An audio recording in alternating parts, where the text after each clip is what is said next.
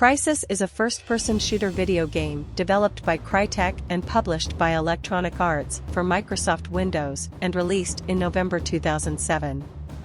It is the first game in the Crysis series. A standalone expansion entitled Crysis Warhead was released in 2008, following similar events as Crysis, but from a different narrative perspective. At the time Crysis was released, and years thereafter, it has been praised for its milestones in graphical design, commensurate with high hardware requirements. The game is based in a future where a massive, ancient alien-built structure has been discovered buried inside a mountain in the fictional Lingshan Islands, near the coast of the East Philippines. The single-player campaign has the player assume the role of U.S. Army Delta Force soldier Jake Dunn, referred to in-game by his call sign, Nomad. Nomad is armed with various futuristic weapons and equipment, most notably a nanosuit which was inspired by the real-life military concept of Future Force Warrior. In Crysis, the player fights both North Korean and extraterrestrial enemies in various environments on and around the island. A remastered version of the game titled Crysis Remastered was released for Microsoft Windows, PlayStation 4, Xbox One and Nintendo Switch in 2020 and also bundled as part of the Crysis Remastered Trilogy compilation. As with Crytek's previous game Far Cry, Crysis is a first-person shooter game with many ways to meet objectives. The player controls a Special Forces soldier codenamed Nomad. The player's weapons can be customized without pausing the flow of time, for example changing firing modes, changing scopes or adding sound suppressors. The player is also capable of selecting various modes in Nomad's military nanosuit which draw power from the suit's energy. When the suit's energy is depleted, no modes can be used and the player is more vulnerable to damage before the suit recharges. One of 4 modes can be selected: Armor deflects damage and recharges the suit's energy faster, Strength allows stronger hand-to-hand combat, the ability to throw objects and enemies with deadly force, higher jumps, steadier aiming and reduced weapon recoil, Speed increases running and swimming speed, as well as other forms of motion such as reloading weapons, and Cloak, which renders Nomad almost completely invisible and suppresses movement noise. The suit's integral face mask has its own HUD, displaying typical data including a tactical map, health, current energy levels, and weapons information. The view is electronic in nature, shown in-game through things such as a booting readout and visual distortion during abnormal operation. A particularly useful utility is the binocular function, which allows the player to zoom in and electronically tag enemies and vehicles from afar, thereby tracking their movement on the tactical display. The player can engage enemies in a variety of ways, using stealth or aggression, bullets or non-lethal tranquilizers, ranged rifles or short-range weaponry, and so on. Enemy soldiers employ tactical maneuvers and work as squads. All soldiers will respond to noise caused by the player, including using signal flares to call for reinforcements.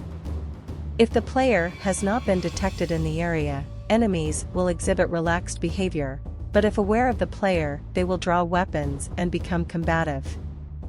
The game features assault rifles, submachine guns, pistols, missile launchers, shotguns, miniguns, sniper rifles, Gauss rifles, coil guns, the MOAC, a machine gun-style alien weapon which fires high-velocity ice shards, and the TAC gun, a handheld nuclear grenade launcher. Most weapons can be modified with attachments. These attachments may be given to the player by default, acquired from picked-up weapons, or purchased in multiplayer. Attachment options are given a fair amount of leeway even if the end result may seem strange. For instance, a 4x/10x sniper scope can be attached to the buckshot-firing shotgun, though there might be no practical use for such a particular combination. Additionally, most weapons have multiple firing modes, single/automatic fire, and different ammo types. For example, the KPA's FY-71 can fire both conventional bullets as well as incendiary bullets, which increase damage. Crysis also incorporates some features that have appeared in other recent shooters, such as accounting for already chambered rounds when a reload occurs. A large selection of vehicles are present, most of which are usable by the player. Available ground vehicles range from pickup trucks to tanks, while naval vessels range from motorboats to light military hovercraft. A larger patrol boat is available in custom-made multiplayer maps using the sandbox editor. All vehicles, including Humvees, pickup trucks, even tanks, have a turbo mode that can be activated via the shift key, by default. The aircraft selection is limited to the North Korean attack helicopter and a fictional American VTOL, each of which can transport 6 passengers and 2 crew. Crytek also included an amphibious armored personnel carrier, its wheeled version that can travel on water and land, although this vehicle was only available for those who pre-ordered the game. Damage modeling, although limited in vehicles, is most noticeable in the ability to burst tires, although wheeled vehicles can still move even if all the tires are gone, slowly rolling along on the rims. Tracked vehicles such as tanks or APCs can lose their tracks as a result of damage, but may continue moving even though there is no way for the drive sprockets to propel the vehicle. Exposed gas cans on Humvees can be shot in order to detonate their contents, which usually results in the explosion of the vehicle. While burning, destroyed vehicles will cause proximity heat damage to objects and characters. Unavailable vehicles shown in-game include jet aircraft, excavator, forklift, and for reasons of scale, destroyers. None of the alien machines can be commandeered by players. The wheeled carts, which would presumably be used to move aircraft or heavy vehicles, can also be moved by the player, but movement is very slow and useful for little more than entertainment and novelty. Up to 32 players are supported in each multiplayer match in Crysis Multiplayer, which used the GameSpy network and required the user to have an existing user ID or otherwise create a new one. There are 2 different modes, each with 6 available maps: Instant Action, a deathmatch type mode, and Power Struggle, which is played by 2 opposing teams, each trying to destroy the other's headquarters. Power Struggle features the American soldiers fighting the North Koreans. Both sides, however, have nanosuits. All players begin armed with only a pistol and a nanosuit.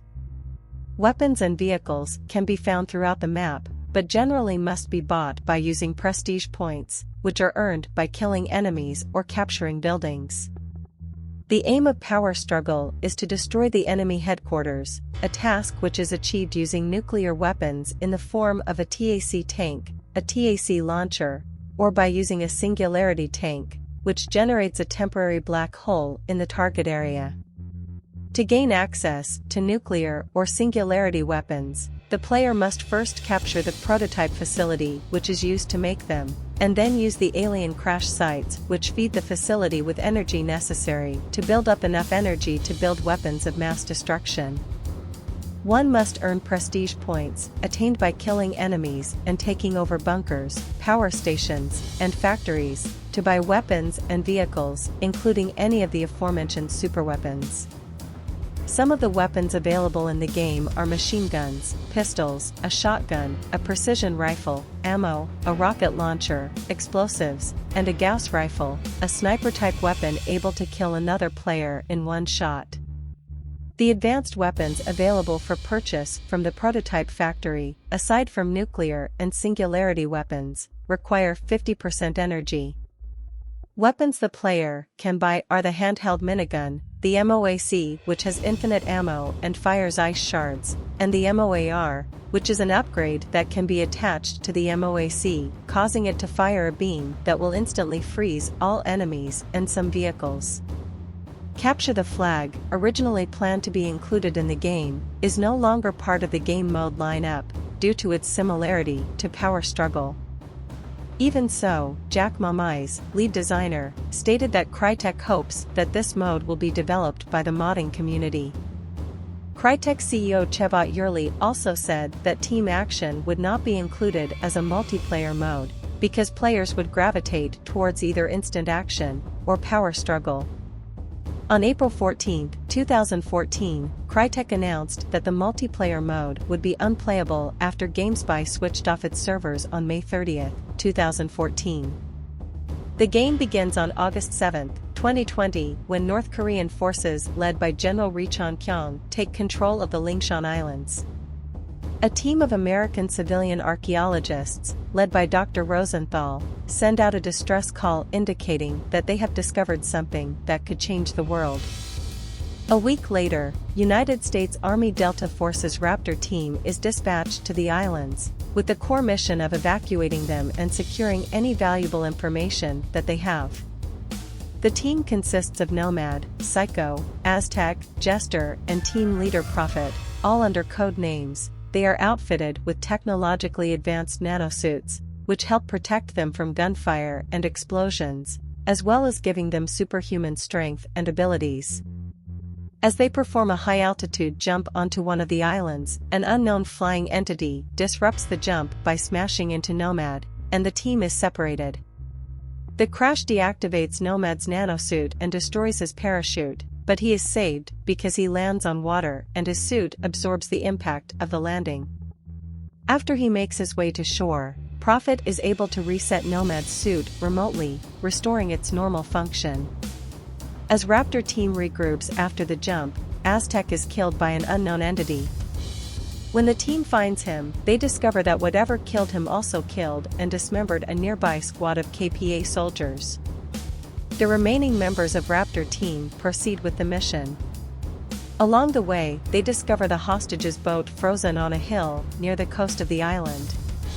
They also get their first look at the aliens who have been attacking their team when a flying alien machine sneaks up on them and snatches Jester, killing him shortly thereafter. The first hostage the team rescues turns out to be a CIA agent who was sent to monitor Dr. Rosenthal's work. In the jungle, Nomad finds another hostage named Badowski dead with ice shards in his back as the KPA battle an alien machine nearby. After Nomad regroups with Prophet, Prophet is suddenly snatched by another flying machine, which flies away with him in its grasp. Shortly after, Nomad is contacted over the radio by Major Clarence Strickland of the American military asking if he wishes to abort the mission since most of his team has been killed or missing. Nomad refuses, saying that he can still complete the mission. Nomad makes his way to Dr. Rosenthal's research complex, where he has found a rare fossilized artifact predating humanity by 2 million years. The partially excavated artifact resembles one of the flying machines, designated exosuits, that has been attacking the team. Rosenthal also references other discoveries of similar artifacts in Afghanistan and Siberia, suggesting that the aliens have a global presence and are not just confined to the island. While Rosenthal is running a scan on the artifact, it emits a powerful energy pulse that freezes him solid. Nomad's nanosuit is able to maintain his internal temperature, saving his life. Nomad then rendezvous with a VTOL, after eliminating a nanosuit-equipped 4-man KPA Special Forces team near the landing site. He notifies his superiors about this, because the US military had hoped to prevent the Koreans from acquiring nanosuit technology. The US military then begins a full-scale invasion of the island, led by Major Strickland. As the US forces continue to the main excavation site, the central mountain on the island begins to fall apart, revealing a huge alien structure inside, which is nearly the size of the mountain itself. Nomad enters the excavation site at the mountain's base, but is captured by Kyung's men. Kyung deactivates Nomad's nanosuit, and Nomad watches, helpless, as Kyung shoots one of the hostages in the head and then detonates explosive charges to open the structure. An energy pulse emanates from the structure and kills Kyung's men. The pulse also reactivates Nomad's nanosuit. Kyung, also wearing a nanosuit, attacks Nomad, but Nomad is able to kill him. As the mountain continues to collapse, a VTOL evacuates the last hostage, Dr. Rosenthal's daughter Helena, but is unable to rescue Nomad. Nomad gets trapped and decides to continue into the alien structure. It soon turns into a zero-gravity environment. Nomad uses his hydro thrusters to maneuver and encounters hostile, intelligent aliens. He also sees a possible invasion force consisting of many alien machines. Nomad manages to escape, but the structure creates a massive sphere of energy that freezes everything inside its structure to -200 degrees Fahrenheit. Once outside, Nomad is attacked by various alien machines before finding Prophet. Prophet was able to engineer a weapon using the aliens' technology, the molecular accelerator. Prophet's nanosuit malfunctions, requiring him to frequently stop and recharge using heat sources, such as the burning wrecks of military vehicles. The two leave the ice sphere and rescue Helena, whose VTOL has crashed. Prophet leaves with Helena on another VTOL. At the US evacuation point, one of the last tolls rescues Nomad from an unstoppable quadrupedal alien exosuit. Just as the exosuit is about to destroy the VTOL, Major Strickland draws its attention by firing at it using a mounted machine gun, and the exosuit kills Strickland instead. As they leave the island, the pilot is killed and the engines are damaged. Nomad flies the crippled VTOL back to the USS Constitution carrier strike group while fighting off aliens along the way. Once there, he meets up again with Psycho and is then debriefed by Admiral Richard Morrison, who explains that a nuclear strike has been ordered against the ice sphere. Helena warns him that the aliens might absorb the energy, but the Admiral ignores her. Prophet flies a VTOL back to the island against orders. Despite Prophet's departure, the nuclear missile is launched at the ice sphere. The explosion causes the ice sphere to expand and prompts a massive alien counterattack. Nomad is ordered to repair one of the carrier's damaged nuclear reactors.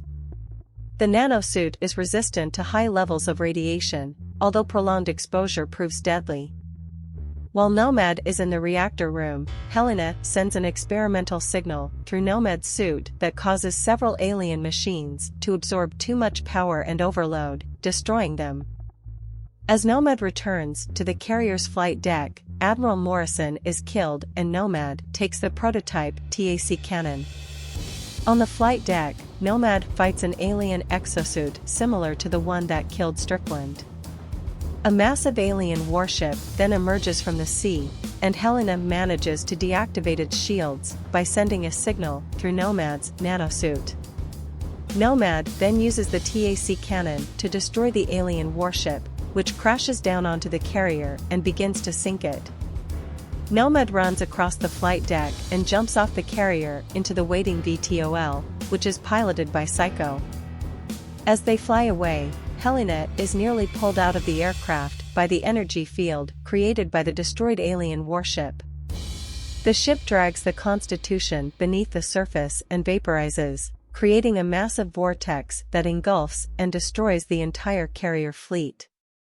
Psycho then receives a transmission that there is another carrier strike group en route to the island and suggests meeting them. Nomad protests, claiming that since they now know how to defeat the aliens, they need to continue fighting. A transmission from Prophet, who is inside the energy field on the island, is then received. The VTOL is then seen turning around and heading back to the island. Crysis uses Microsoft's Direct 3D API for graphics rendering, and includes the same editor that was used by Crytek to create the game. The game runs on a new engine that is the successor to Far Cry's CryEngine. CryEngine 2 was among the first engines to use the Direct 3D 10 framework of Windows Vista, but was designed primarily to run using DirectX 9, both on Vista and Windows XP. Roy Taylor, Vice President of Content Relations at NVIDIA, at the time, has spoken on the subject of the engine's complexity, stating that Crysis has over 1 million lines of code, equivalent to nearly 3,000 pages, 1 gigabyte of texture data, and 85,000 shaders. Crysis is often used as a benchmark in computer tests, as Crysis at the highest settings and resolutions required processing power from computers that was unfeasible when it was first released. In its time, the game was so demanding on previous computer hardware that the catchphrase, "But can it run Crysis?" was frequently used in relation to new or powerful computer hardware, even over a decade after the release of Crysis. On August 27, 2007, Crytek announced a single-player demo would be released on September 25. However, the date was pushed back to October 26. The demo featured the entire first level, Contact, as well as the sandbox editor. On October 26, Crytek announced that the demo would be postponed for at least one more day and was released to the public on October 27. However, on many sites it was provided a day early, and an oversight allowed people to grab the file directly off an EA server earlier than intended.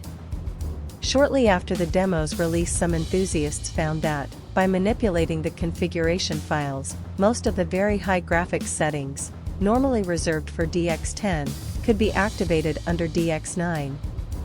The very high DX9 graphics mode looks almost identical to the DX10 mode, with certain graphical features not being able to be reproduced correctly under DX9, such as object motion blur. Crysis contains a level editor called Sandbox, much like Far Cry's, in which new levels can be created and edited. Such levels will have full support in all multiplayer modes. This will allow the player to easily build their own levels, seeing everything in real time within the editor. The player can also jump into the map they are working on at any time to test it. The editor is the same one that was used by Crytek to create the game. Crysis was announced to be the first game in a trilogy by Crytek. Despite this, the next game released under the Crysis name was not the second chapter in the trilogy. Released for Microsoft Windows on September 16, 2008 in North America and September 19, 2008 in Europe, Crysis Warhead is a standalone expansion that allows the player to play the story told in the original Crysis, but this time from the viewpoint of Sergeant Michael Sykes, also known as Psycho. The multiplayer element in Crysis Warhead is now called Crysis Wars. In July 2011, it was revealed that both the ESRB and the equivalent Korean ratings board had rated the original Crysis for the Xbox 360 and PlayStation 3. On September 8, 2011, a trailer with real-time in-game footage was released on Crytek's Twitter page. It showed brand new features for consoles, including all new lighting, new effects, and new nanosuit controls, fine-tuned combat, and full stereoscopic 3D support. This version is download-only. Crytek CEO Cevat Yurli said, "We are extremely proud of what we were able to accomplish with Crysis. We set out to create a next-generation FPS and delivered a PC experience that became a benchmark for quality and still is for many gamers even 4 years later. By bringing the single-player campaign to console, we believe we are again setting a new standard for quality in downloadable gaming." However, unlike the original, the Xbox 360 and PlayStation 3 versions of the game lack the online multiplayer component as well as the second-to-last campaign mission titled Ascension. Also, neither Warhead nor Wars expansions are included. It was released on October 4, 2011. On April 16, 2020, Crytek announced that a remastered version of the game, titled Crysis Remastered, would be released for the Xbox One, PlayStation 4, Nintendo Switch, and PC, featuring new graphical assets, effects, and software-based ray tracing. The remaster was originally intended for a simultaneous release on PlayStation 4, Nintendo Switch, Xbox One, and PC, and a trailer was scheduled for release on July 1, 2020. However, in the days previous to the trailer's release, the trailer itself and several screenshots were leaked, and were poorly received by the public for failing to provide any marked improvement over the original game. For this reason, come July 1, Crytek announced that except for the Switch, they would be postponing the release of Crysis Remastered for all platforms by a few weeks to improve its visual quality in an attempt to meet the users' expectations. The Switch version was announced on July 10 as coming out on July 23. On July 22, 2020, a tech analysis published by Digital Foundry, based on the Switch version, revealed that Remastered is not based on the original PC version of Crysis, but off the port, PlayStation 3/Xbox 360. On August 21, 2020, a new tech trailer was released for Remastered, showcasing improved lighting, 8K textures, ray-traced effects, and setting the release date for September 18, 2020. Given the remaster was based on the PS3/Xbox 360 version of the game, the remaster lacked the level ascension that was similarly missing from the console version. This level was added back to the game in the 2.0 update to the game, which was released on December 17, 2020. The limited or collector's edition of Crysis is called Special Edition. The 3-disc Crysis Special Edition contains the following: Steelbook casing, not available in North American version. Crysis Game DVD. Crysis Bonus Content DVD including Making of Crysis and Meet the Developers featurette. Initial Crysis concept video. Additional key trailers.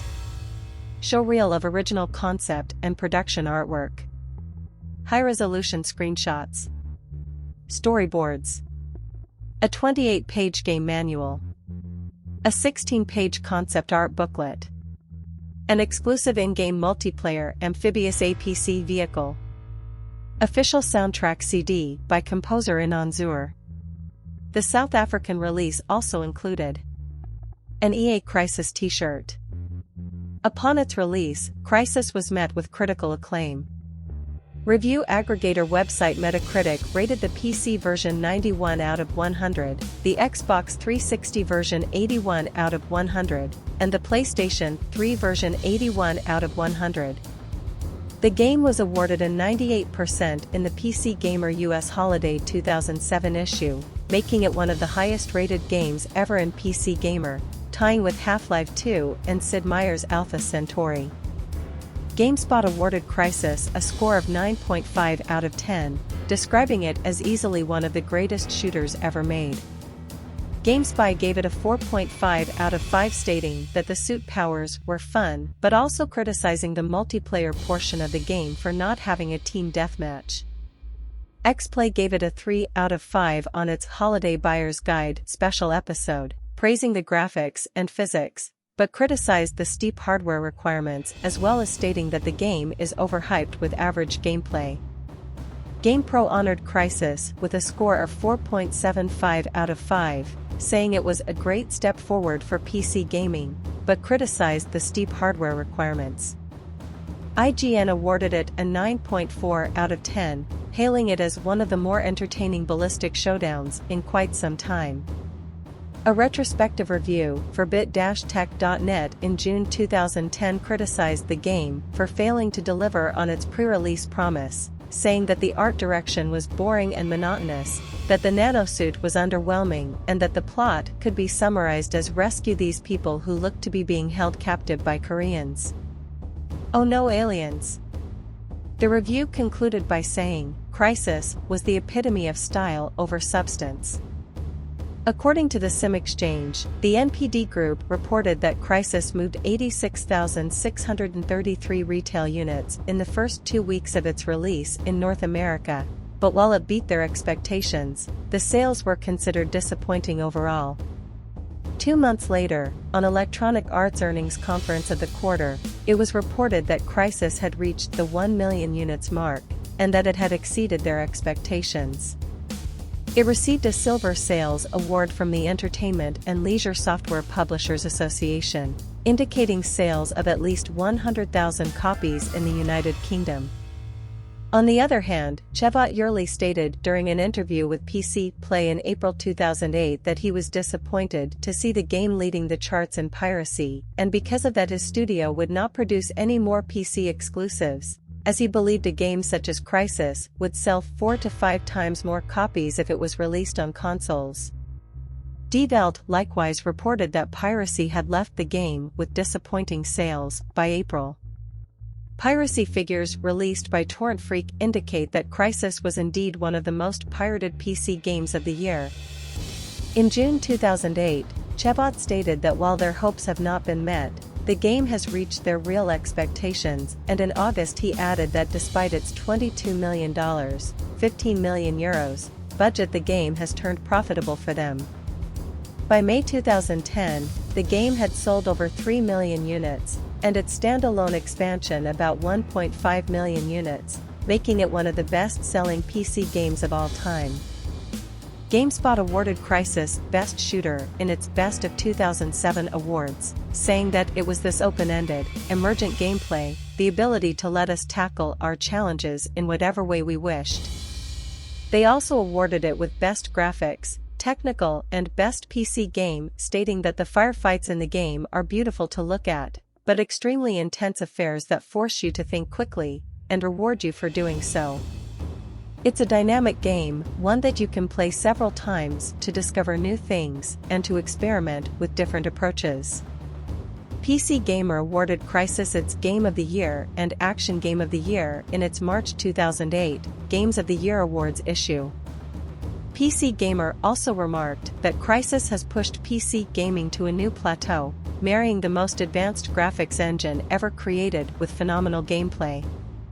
From the cinematic opening to credits to its cliffhanger ending, Crysis is mesmerizing. Game Reactor gave Crysis a perfect 10 and awarded it with its Best Action Game of 2007, saying that the action genre is forever changed. IGN awarded Crysis its Editor's Choice Award, saying that the Halo 2 type ending wasn't enough to deter me from heartily recommending action fans pick this one up. At the time of its release, Crysis was one of the most demanding games available in terms of hardware requirements. This caused the phrase, "Can it run Crysis?" A questioning of whether personal computer systems with the best possible hardware could run the game at its maximum quality and resolution settings, to become an internet meme. The phrase was applied jokingly to non-gaming computers, such as NASA mainframes, or historical computing hardware, such as ENIAC. Later Crysis games which, being available on consoles, had to ensure performance on these platforms, dropped some of the most demanding rendering features of the game engine, thus making the "Can it run Crysis?" question moot. Honoring this aspect of the original game, the highest detail level in the PC version of Crysis Remastered is called "Can it run Crysis?"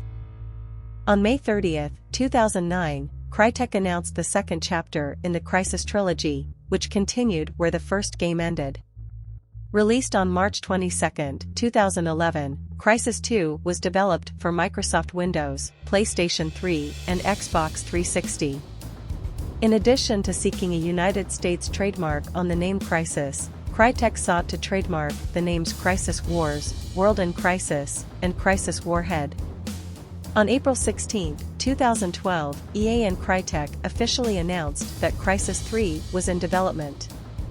The game was released in February 2013.